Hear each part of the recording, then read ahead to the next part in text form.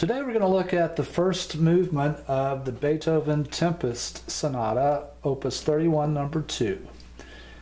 And this sonata is nicknamed the Tempest because Beethoven was asked what he had in mind when he wrote this work, and he replied, well, read Shakespeare's Tempest, which is the last play that Shakespeare wrote. And it starts out with a shipwreck. It has to do with redemption. And so anyway, this sonata has some very unusual elements to it. One of the things that you'll think about first when you're analyzing this has to do with whether or not it begins with an introduction. So you can see here at the beginning of the sonata that we have largo here for the first two measures, and then we have allegro for those three measures, and then adagio for this measure, and then back to largo, and then finally allegro. And so you have, what, 5 different tempo indications there in the first 9 measures. So that's really unusual.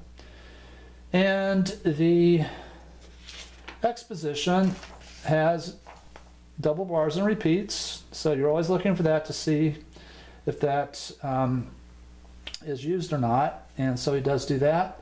You also want to look to see then what key the exposition cadence is in, and you'll discover pretty quickly here that this is going to cadence in the key of A minor. And so again, this is a movement that uses the minor dominant. So we saw that with the third movement of the Moonlight Sonata. So that's one thing that's a little less typical. And what I want to do is just play the exposition for you and let you think about that aspect of, does it begin with an introduction or not? And then we'll talk about it, and then we'll hear the repeat of it. Okay, so here we go with the exposition.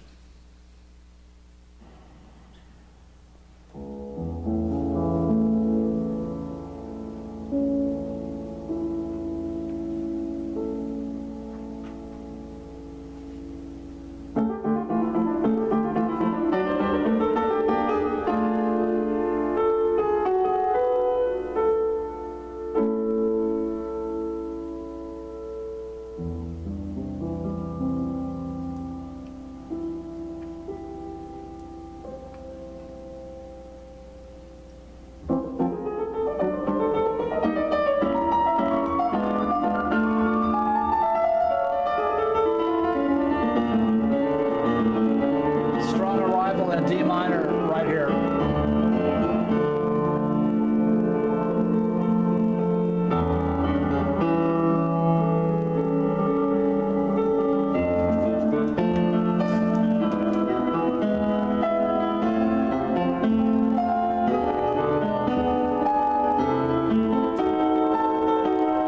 Gotten to should be theme. It's an A minor.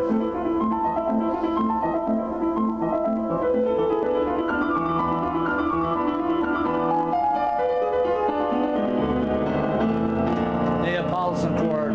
Beethoven likes that harmony.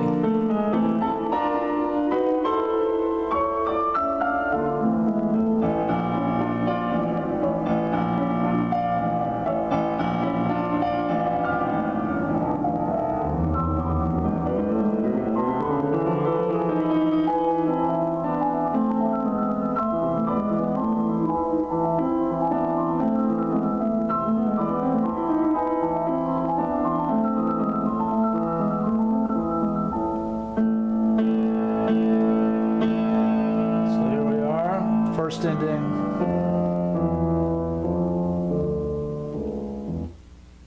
Okay, so what do you think? In order to make your call, you probably need to see whether or not this material comes back. So with all the tempo changes, he presents basically two ideas here at the beginning, and juxtaposes this slower idea, which is basically just arpeggiating a dominant triad. And then it's followed by this descending two-note slur idea. And it leads then to this half cadence at the end of the first phrase. He then restates that.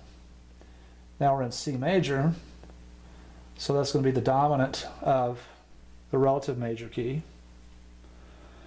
And then he resumes again with the two-note slur.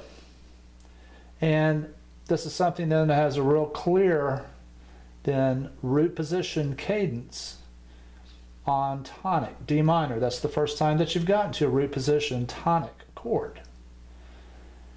And so it really has this sense of mystery about it, and something that is kind of looking for, an arrival moment. We finally get to it here at measure 21. But if you look later in the movement, you're going to see that here at measure 143, that again we get to that largo tempo from the beginning, and we've got that rolled chord. Now we've got some extra measures that are inserted here before then the two-note descending slur pattern. But again, it leads to that half cadence and the adagio measure, just like you had here. And then again, C major, just like you had at the beginning. But now you've got some more that's inserted here.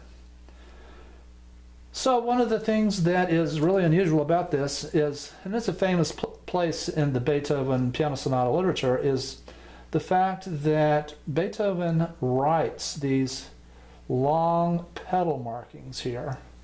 So this is indicated to put the damper pedal down, and then when we hear this passage played, this creates a real blurred kind of quality to it, and it's a single voice there, as you can see. And he doesn't have the indication to release the pedal until the allegro and the two-note slur. So this passage here, that single line melody, is a recitative passage. So this spot in the Tempest Sonata, there's another famous spot at the beginning of the last movement of Opus 110 that is marked into the score, recitativo. But because he brings this back and recapitulates that, then we're going to lean more toward the idea that this is the statement of the A theme. It's just a really unusual A theme.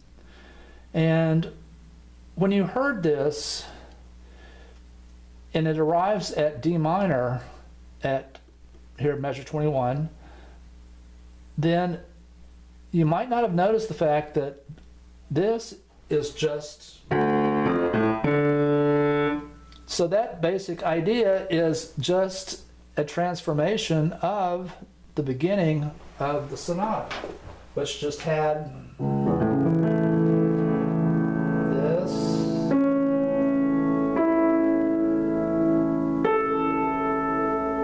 So when you get to measure 21, and he's just got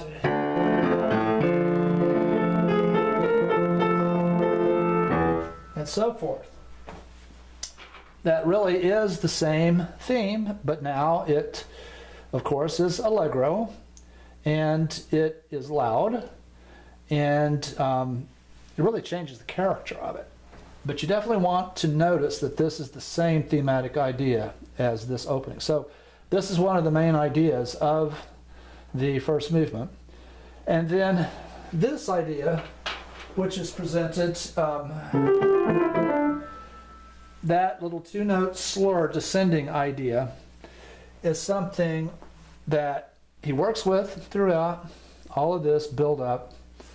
And you're also going to hear that then when he arrives in the second key here at measure 41. And you have this, that idea. So he's really just giving you the two basic motives at the very beginning of the movement. So, you know, this is the first motive, and then this is the second motive, the two-note slur.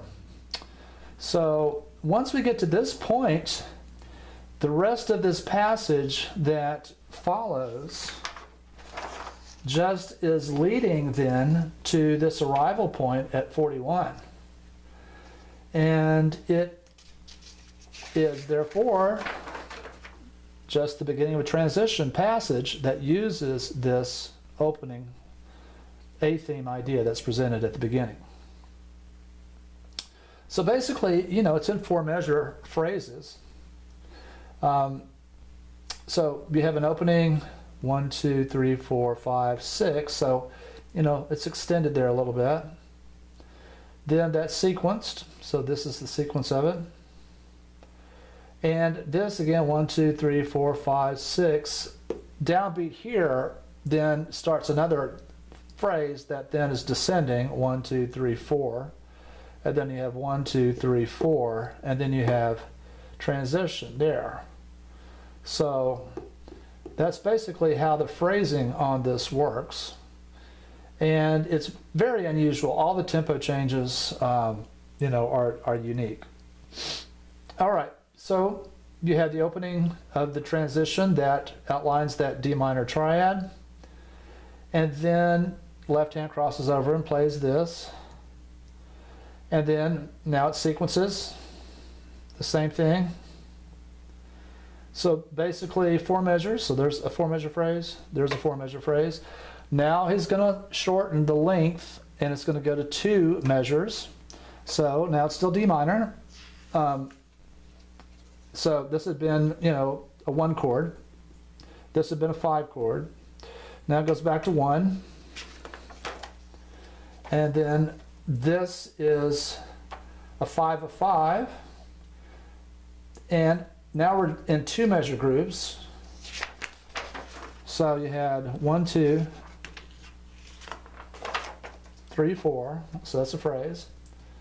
1, 2, 3, 4. That's another phrase. 1, 2, 3, 4. There's another phrase.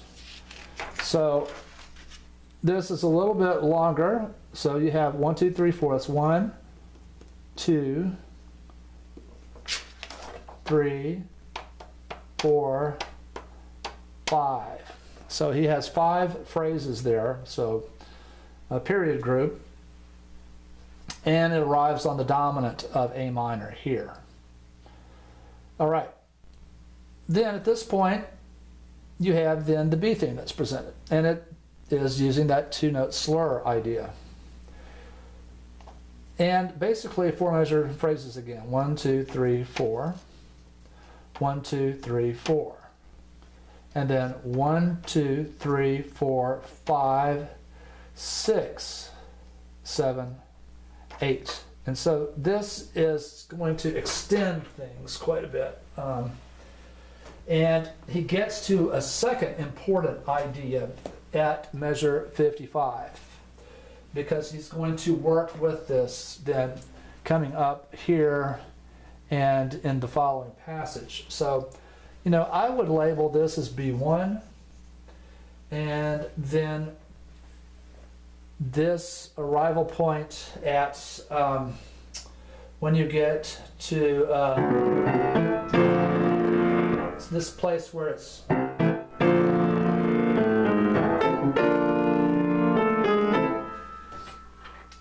that is a B2 idea. All right. And then cadences on A minor again. Okay, this is working with the same idea. And again, as we heard it, I said, well, he really likes Neapolitan harmony, which it's a very dramatic chord, and so he's using that. So here we have some more working out of that and so forth. Once we get to this place, then this is a closing theme. And you're going to hear, so that basic two-measure idea, you're going to hear it shifted to the left hand. So it has back to the right hand, and so forth. It's just working back and forth with that. So this would be a closing idea, and then you have this final little repeated note idea as a little closing pattern. So let's listen to the repeat of that.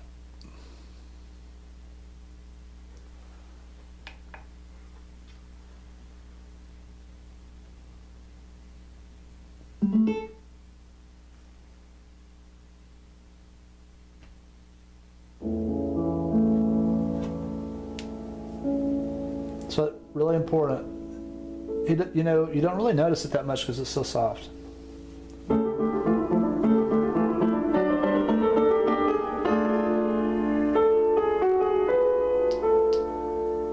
So super dramatic.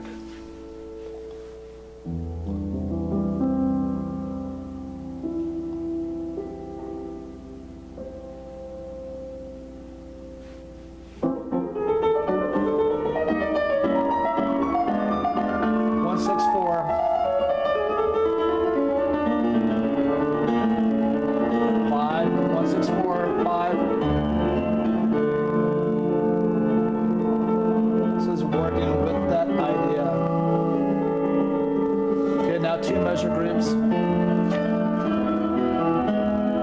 keeps sequencing.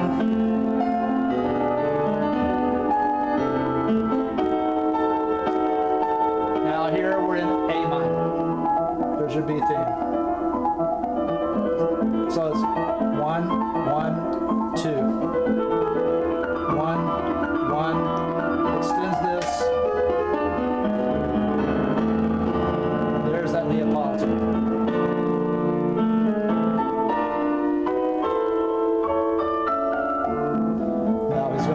This idea. Okay? So this is connected then to this closing idea. Left hand has it.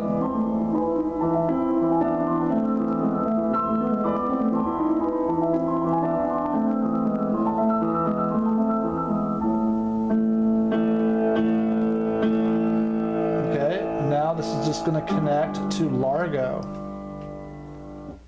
All right, and now he is going to arpeggiate this D major harmony and brings back this idea from the beginning. So one of the main thematic ideas.